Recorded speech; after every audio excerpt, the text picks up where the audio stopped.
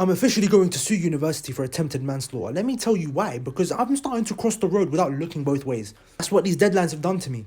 I'm not taking care. I'm not stop looking, listening, thinking. I'm not doing that anymore. Dangerous. I'll see you in court. Okay, let's break this one down. So the student wants to sue his university for manslaughter.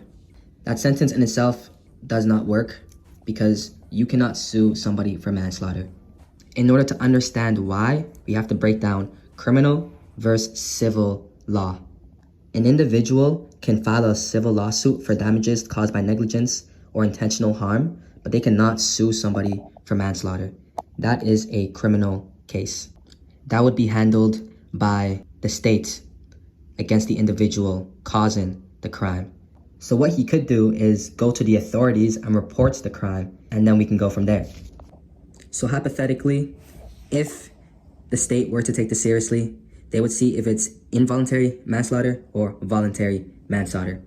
And since the university did not engage in any action that intended to kill the students, they would go with involuntary manslaughter.